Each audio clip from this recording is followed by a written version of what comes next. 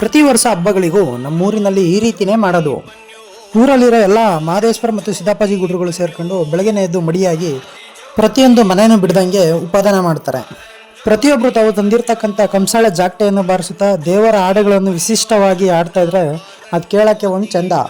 ಇದೇ ರೀತಿ ಪ್ರತಿಯೊಂದು ಮನೆ ಹತ್ರ ಹೋದಾಗಲೂ ಕೂಡ ಮನೆಯಲ್ಲಿರೋ ಗೃಹಿಣಿ ಅಲ್ಲಿ ಬಂದಿರತಕ್ಕಂಥ ಗುಡ್ರುಗಳ ಪಾದ ತೊಳೆದು ಪಾದ ಪೂಜೆ ಮಾಡ್ತಾರೆ. ನಂತರ ಮನೇಲಿರೋ ದವಸ ಧಾನ್ಯ ಅಂದರೆ ಅಕ್ಕಿ ರಾಗಿನ ದೇವರಿಗೆ ಕಾಣಿಕೆ ಜೊತೆ ದಾನವಾಗಿ ನೀಡ್ತಾರೆ.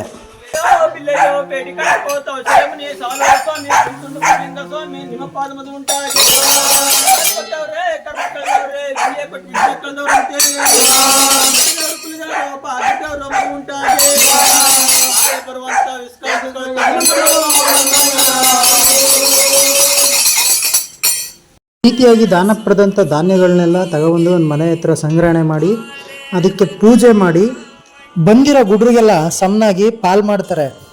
ಅದಾದ ನಂತರ ಎಲ್ಲ ಗುಡ್ರುಗಳು ತಮ್ಮ ಪಾಲಕ್ಕೆ ಬಂದಿರತಕ್ಕಂಥ ಅಕ್ಕಿ ರಾಗಿಗಳನ್ನ ತಗೊಂಡೋಗಿ ತಮ್ಮ ಮನೆಗೆ ಅದರಿಂದ ಅಡುಗೆ ಮಾಡಿ ದೇವ್ರಿಗೆಡೆ ಇಕ್ಕಿ ಪೂಜೆ ಮಾಡ್ತಾರೆ.